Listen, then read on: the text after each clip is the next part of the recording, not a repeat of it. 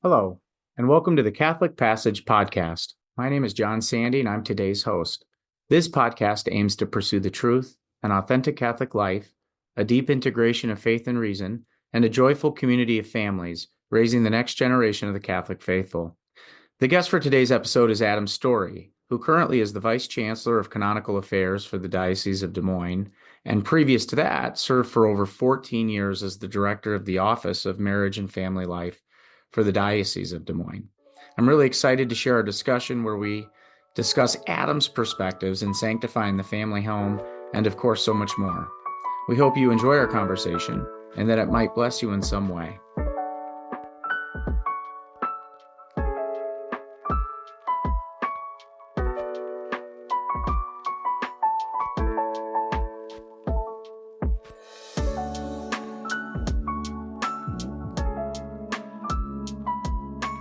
All righty. Hi, everyone. Welcome. I am here today with an individual by the name of Adam Storey. Adam, thank you for being with us today. Yeah, thanks for having me. This is John Sandy, and I asked Adam to join us for this podcast. Adam, I've known you now for, I think it's been over 20 years, not Yeah, 20. about, yeah. When did you come to St. John Vianney College Seminary? Oh, that's a good question. I think it was maybe 2005. So I think we might be just at 20 years. 2005 or 2006 is when I came. All right.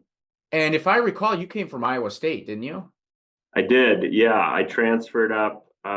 So discern joining college seminary. I started at Iowa State where I was a forestry major because I liked to go camping, but then switched over to philosophy and seminary in the middle of my sophomore year at college. And then, if I remember correctly, you had had some time in the military service prior to coming to SJV, correct? Yeah, that's right. So when I got out of high school, I joined the Marine Corps in a kind of on a track to become an officer, and then through different experiences left that track, but was in the Marine Corps for 6 total years in the reserves, but had a deployment prior to coming to St. Thomas, and then after seminary had a second deployment. Yeah. And well, first, thank you for your service. Thanks. And where'd you grow up, Adam? Well, my family was kind of moving around the Midwest growing up through my dad's work. So I was actually born in Indiana, but then we spent some time in Minnesota. Then we came to Des Moines, and Des Moines was the end of elementary school through high school. So Des Moines is kind of all my formative years were here in Des Moines, and that's kind of been my home ever since. And you live in Des Moines now, right, Adam? That's right. Yep, that's right. And before we get too far, tell everybody like what you do currently for a job. Yeah, so right now I work for the diocese, and my title is Vice-Chancellor of Canonical Affairs. And that what that means is about 3 years ago, the diocese had me start working on a degree in canon law, and I work in the church's legal field. So in canonical matters for our diocese, a lot of my work is tribunal, but then there's other matters that I deal with. But that's been my role for the last year. Before that, for about 14 years, I worked as the Marriage and Family Life Office Director. So I've worked for our diocese for about 15 years now, but most of the time in marriage and family, now in canonical affairs. And when you say our diocese, what diocese are Yeah, you? sorry, the Diocese of Des Moines, and not trying to start any competition or anything, but yeah, the Des Moines Diocese, not Sioux City. Sorry about that. And you guys have a relatively new bishop, because I always remembered Bishop Pates was there for a number of years, but that's not your current bishop, correct? Yeah, so I think it's been close to 4 or 5 years, maybe 5 years. Our current bishop is Bishop William Johnson, and he was a priest of Dubuque, but he's actually originally from Ames. And so grew up his whole life in Iowa, was an Iowa priest, and now has been our bishop for, yeah, I think 5 years.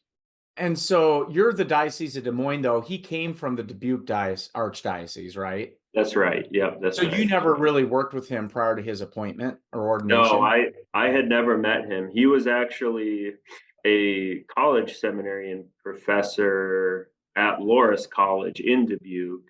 So some of our priests knew him from seminary because some of our people did go to seminary at Loras. But me having gone up to the Twin Cities, I never met him before he was appointed. And so that people know, when you and I talk about SJV, we're talking about St. John Vianney College Seminary located at the University of St. Thomas in St. Paul, Minnesota. I know that's a lot of saints.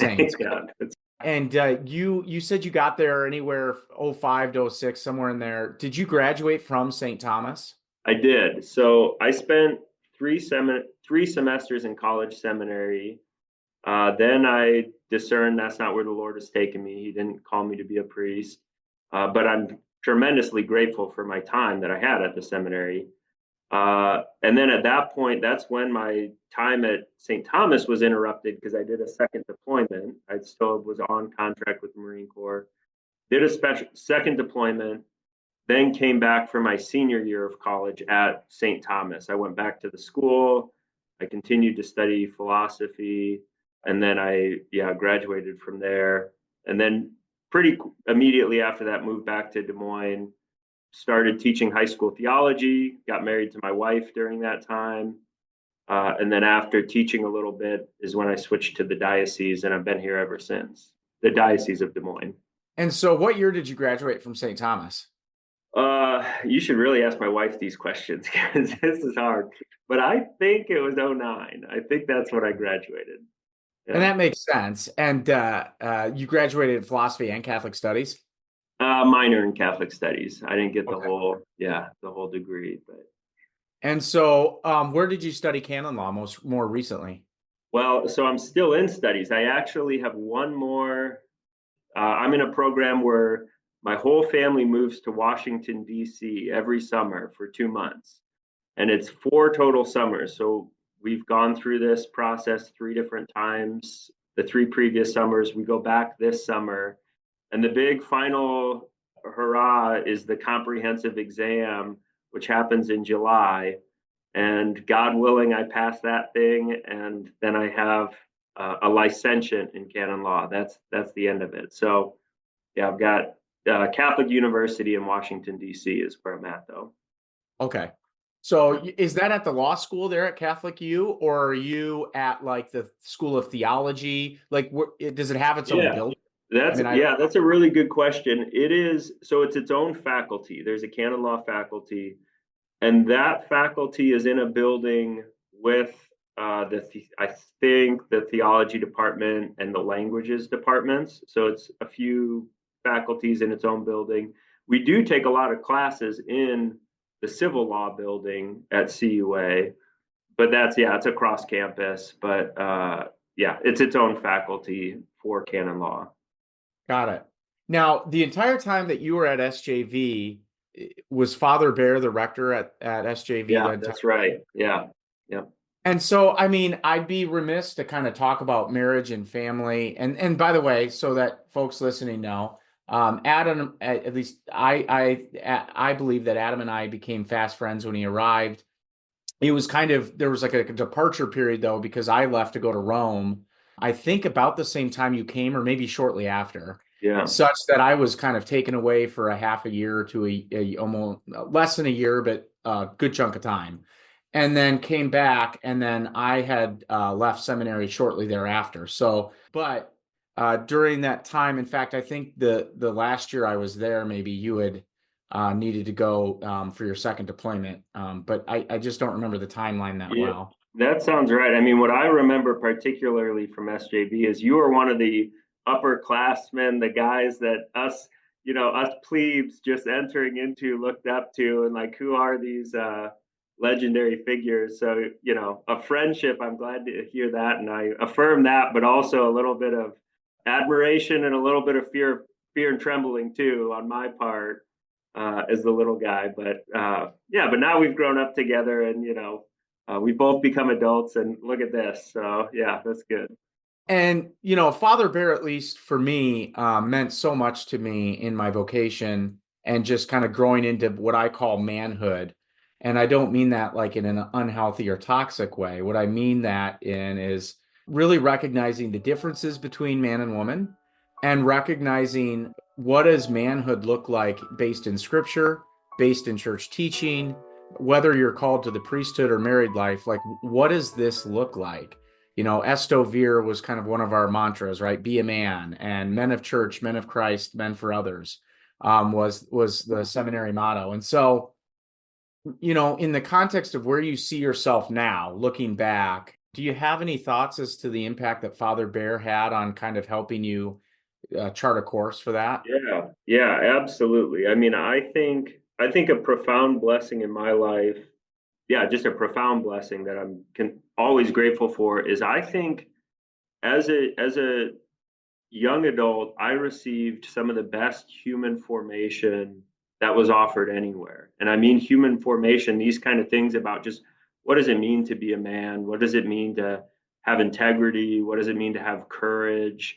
What does it mean to stand up for what is just and things like that? And I think I got a lot of that from the Marine Corps, which was a real gift. And then being at SJV, I think Father Bear really provided the Christian lens to that. That what does it mean to be a Christian man? What does it mean to be a disciple of Christ? But in those very just like human ways, the ordinary ways of this is what it means to lead people. This is what it means to provide for people. This is what it means to meet your obligations, those sorts of things. And that formation, I mean, I've carried it with me my whole life. I mean, even today, I lean on that stuff. And I think that it's just uh, was such a solid foundation that it has blessed me so abundantly and everything that has been built upon that in the years that have followed. So, yeah, he was a tremendous influence in my life for sure. So prior to your being the Vice-Chancellor of Canonical Affairs, did I get that right? Yeah. What role did you said you served as the Director of Marriage and Family Life for the Diocese of Des Moines? Yep, exactly. So that's marriage and family life director. That was the buckets within that. It was marriage preparation, marriage enrichment, and family life. That kind of component, which was always a little bit harder to like get my hands around, I think. But really, what it was meant to be is, how do Christian families, how do Catholic families look different in the everyday things that they do, in the ordinary things? So not just, hey, we're Catholic and you can tell because we're a part of a Bible study and we go to Mass on Sunday. But you're a Catholic and you can tell because of the different way that we inhabit our neighborhood, the different way we go about our secular work, the different way we interact with our neighbors, whatever it is. That's kind of that family life component. That's a real challenge, but I think it's really central to who we are too. And so, what is the different way? Yeah, that's the $1 million question, right? I do think that there's things that we do differently, or things that we ought to do differently. One of the and we exchanged a little bit before the interview about this, but one of the key things that I would point to is that we're a lot more dependent on each other. We're dependent on part of the Christian message is that life is a gift, that everything that we have is a gift, that our creation is a gift.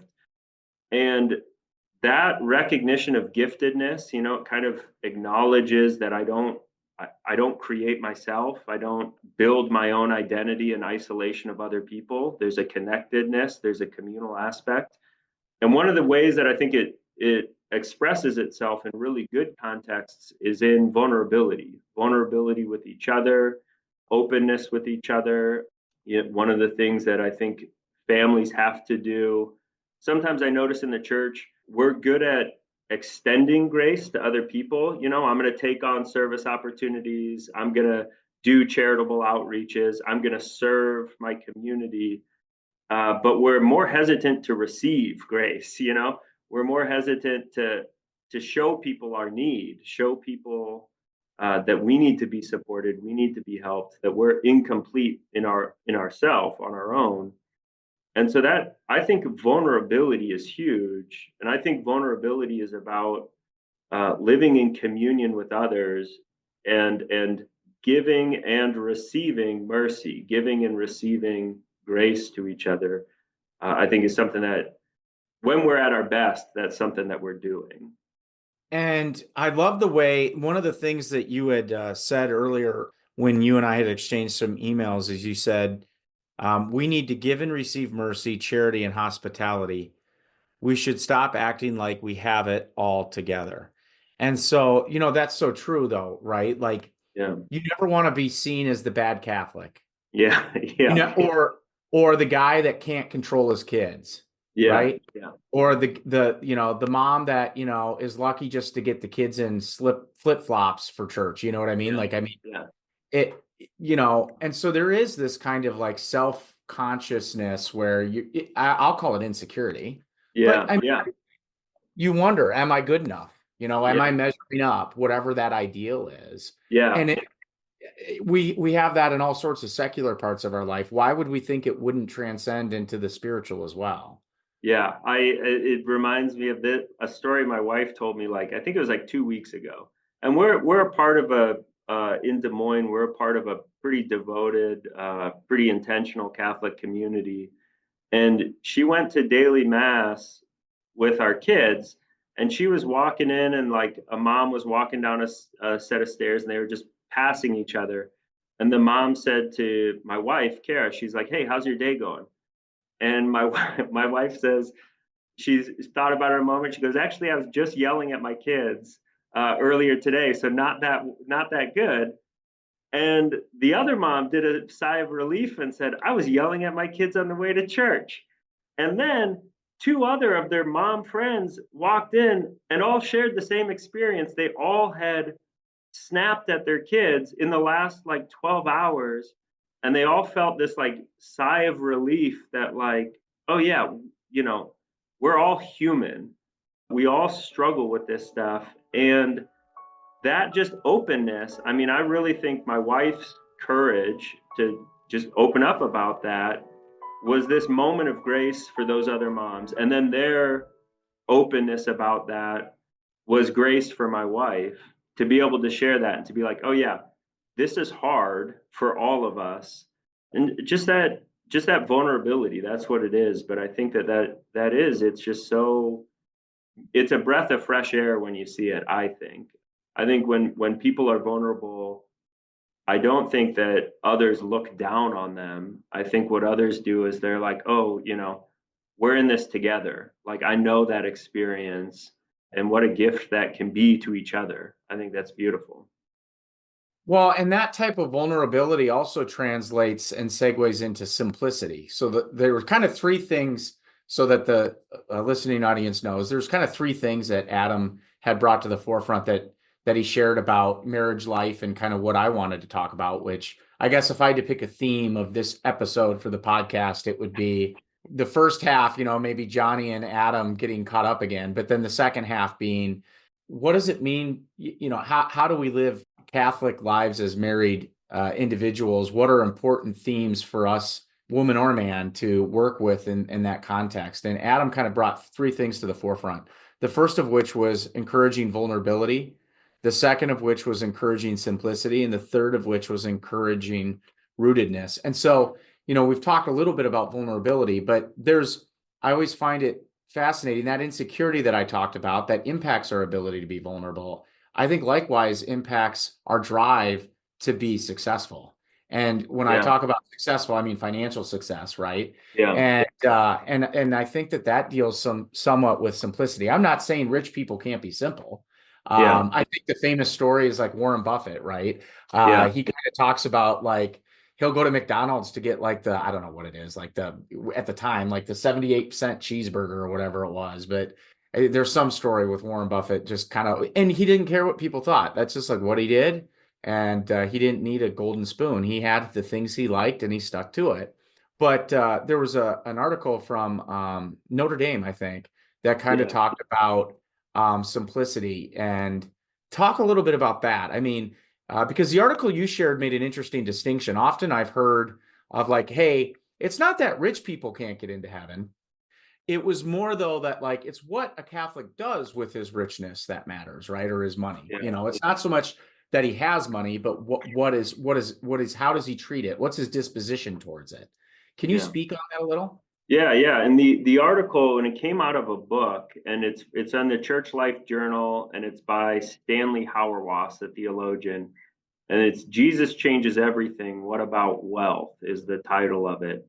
And I found it really convicting and challenging in my own life. But I think the danger, or one of the dangers I would say about, riches and things like that, is if you're pursuing success in order to be self-reliant, pursuing it so that I don't need other people. And that's that connection to the vulnerability, that it really does become an obstacle to receiving grace. Because the dangerous thing about wealth is that it can create an illusion that you are self-reliant, an illusion that the things in your life are not gift. I earned this is mine, I don't need other people. And that's a dangerous place to be, I think, spiritually. So I do think that, this, like, one of the ways I would describe it is, I think generally, if somebody's a committed Catholic, they recognize that culturally, the culture's attitude towards a lot of sexuality issues is distorted, and we see that, and we can name it, and we can point out examples. The cultural relationship with sexuality is distorted, and most committed Catholics can see that, right? I think the same thing is true with material possessions, that the cultural disposition is disordered. But I don't think we name that as easily. We don't talk about it as clearly as we do about sexuality issues. So I do think simplicity, we really have to be serious about the possessions that I have. I mean, we live in the most prosperous country in the most prosperous age of human history. And does that become an obstacle to seeing grace in our life? Does that become an obstacle to receiving grace and to recognizing that I'm not secure because of the size of my 401k? I'm secure because the Lord provides for the birds and the lilies. And so how much more would he provide for me? That's where my security comes from.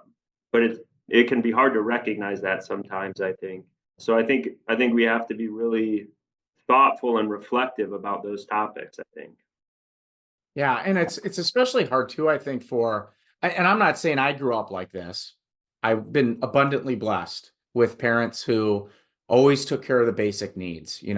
But certainly there are individuals that I know, my mom included, which I think is one of the reasons she's driven so hard, frankly. I mean, in a lot of ways, I'm blessed to get my work ethic from my mom.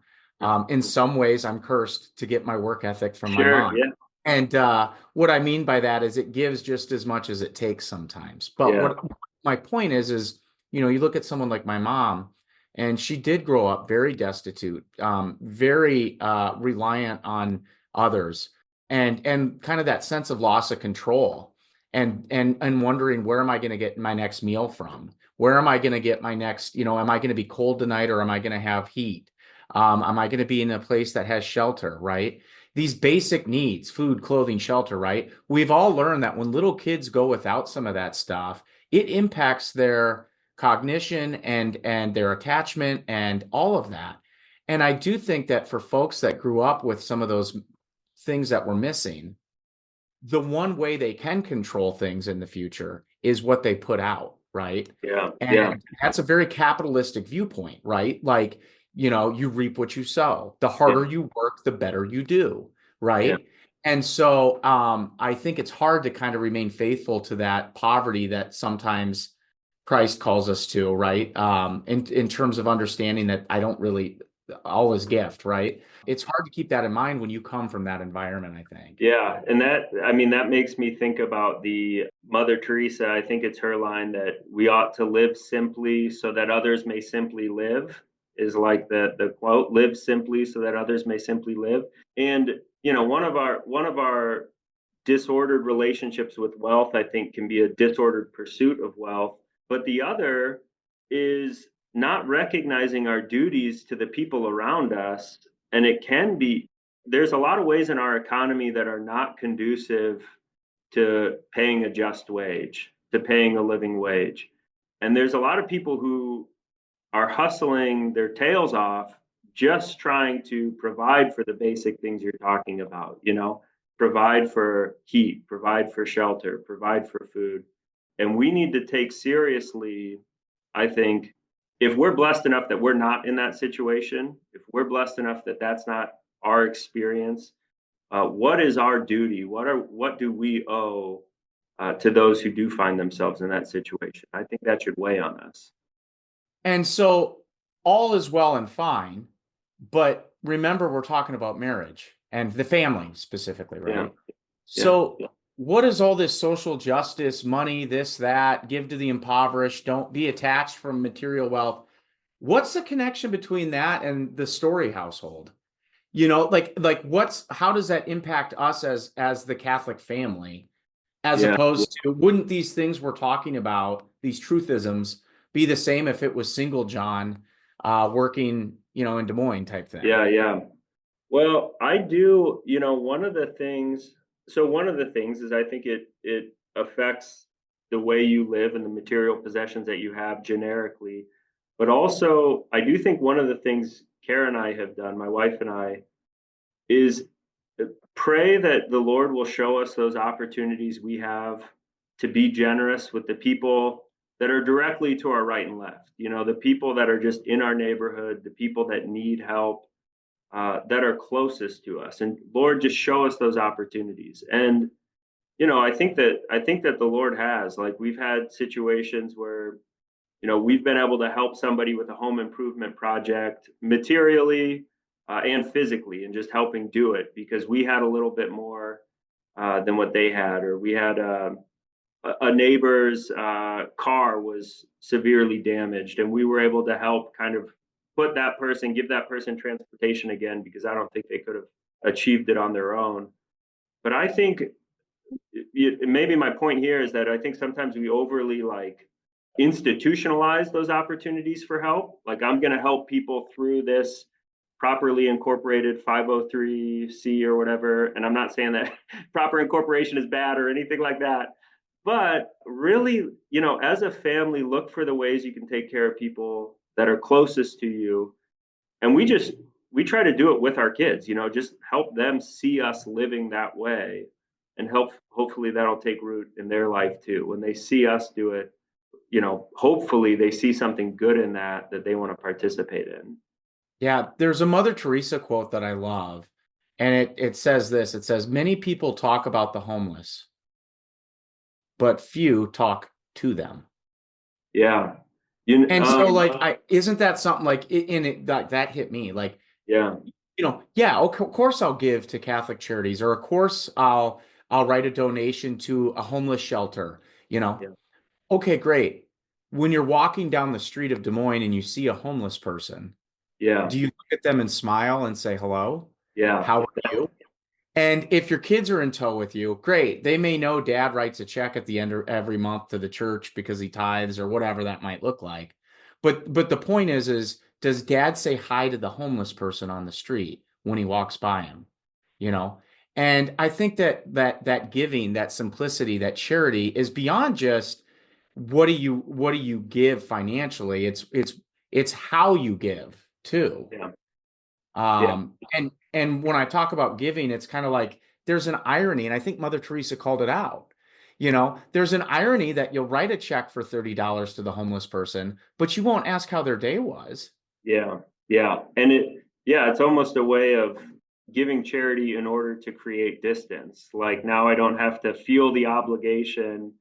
That makes me think of, there's a line from Dostoevsky where he talks about people who love humanity but hate humans. I love humanity in the abstract, and I'll be very generous in the abstract, but I just despise the people to my right and left. And it's not to make light of real challenges and moments like that or anything like that, but I think that there's truth in that. And it makes me think of a really formative experience in my childhood. This was about, I was high school age, and my mom encountered a woman who was losing her housing. She wasn't financially able to keep housing. And my mom just said, move in with us. and the woman moved in and lived with us for, I think about a year and a half or so. That was transformative. And it was just my mom saying, "Oh, you don't have a place to live? Of course, come live with us." And it shaped me and all my siblings, I think, because we were just a part of that. Yeah. Oh, that's good stuff. And I think it's also one of those things where, like, obviously, if it's an ideal we want to achieve, that being simplicity, children aren't dumb. It's not like, okay, we're going to have a lesson on simplicity tonight, kids. But it's one of those things where they know it through osmosis.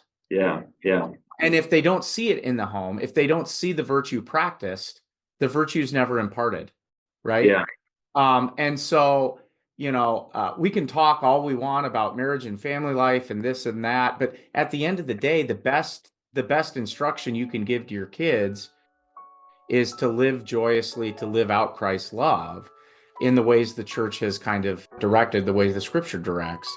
And that's where I want to jump into the third part then. yeah, Rootedness, right? You said, and I love this, you said authentic community is given, not chosen. So we need to quit finding people we agree with and love the people around us more sincerely. What yeah. do you mean by that? Yeah, well, I think that this is another kind of, as Catholics, we swim in the waters of our culture, and so we're deeply impacted by everything that happens around us. And in our culture today, I think for a lot of different reasons, there's a lot of like self-selection that goes on. I can go find everybody that agrees with me, and I can remove myself from those contexts that might be uncomfortable, or there might be disagreements, or it might just be people I find unpleasant or whatever. I remove myself from those groups, and I find the niche group of everybody who happens to think that I'm like, so smart, or so like got it all together, or whatever it is. But I think that like self-selection really feeds the experience of isolation that is, I think, rampant in our culture today. The experience of not feeling connected to people. And that's what I mean. I think authentic community is given. So where I think this plays out for families is, I think a very straightforward, simple thing that every Catholic who's like zealous to evangelize and zealous to spread the gospel, it's just get to know your neighbors. Like really invest in your neighbors. And you don't have to invest in them, it's not like you're playing the long game and you're going to, dupe them into a Bible study eventually or something like that. No, just love them. Just get to know them, find out what's on their heart, ask them for help when you need help. One of the theologians I like has talked about the absurdity of like one neighborhood, 20 houses, and 20 people own their own independent lawnmowers that each of them uses 1 hour a week, you know, and that's kind of a silly example, but really like we won't even rely on each other to borrow each other's lawnmower, to borrow each other's snowblower.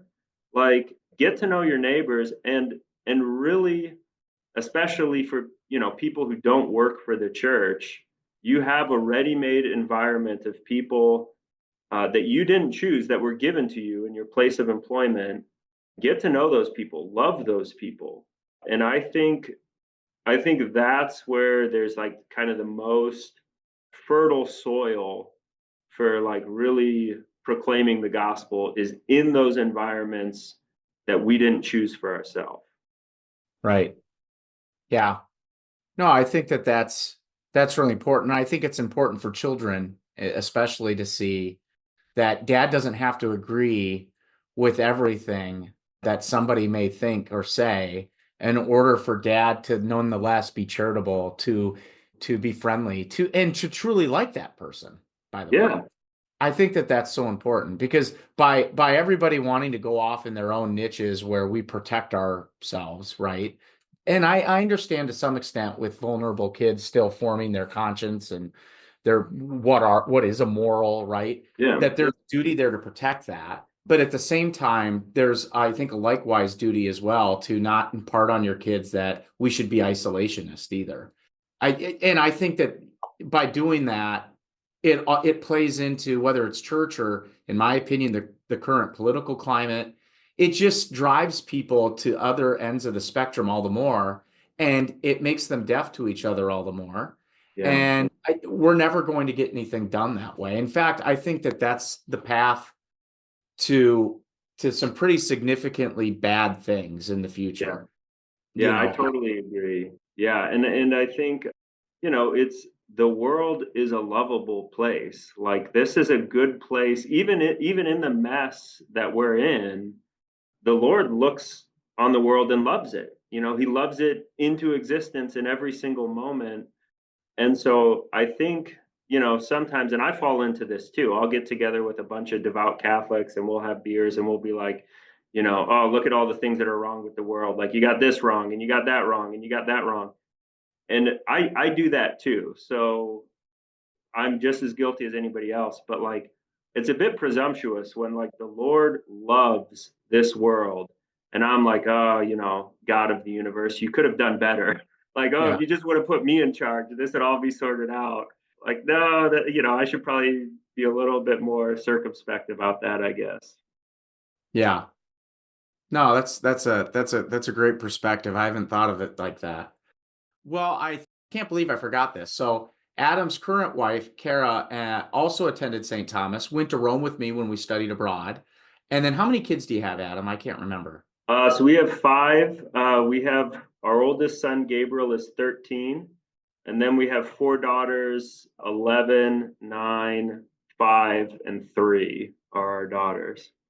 So, And so, yeah. busy family. Yeah, we are in the heat of battle for sure. Yeah. And so do you drive out? You obviously drive out to DC. We do. Yeah, we load up our minivan. It is quite funny to be out in DC because, in the canon law program, the great majority of students are Catholic priests. So it's like, a bunch of celibate priests who are all studying canon law. So they're interesting for multiple, angles. And then it's my family running around with my 5 kids at all these like official department events. And I think nobody knows quite what to do with us. Like, why are these kids running around here? But it's good. It's a really fun adventure for us every summer. Well, thank you so much, Adam. You've been most gracious. It's been too long, so when I get back to Des Moines, we need to get together again. And when Jacob comes up, Jacob Welp's a former classmate as well of ours, and when he comes up, maybe you guys can come up to Okoboji for a few days and see us and all that. So yeah, amen. I would love that. That'd be awesome. Awesome. Thanks, Adam. I appreciate you chatting with everyone. Absolutely. Thank you.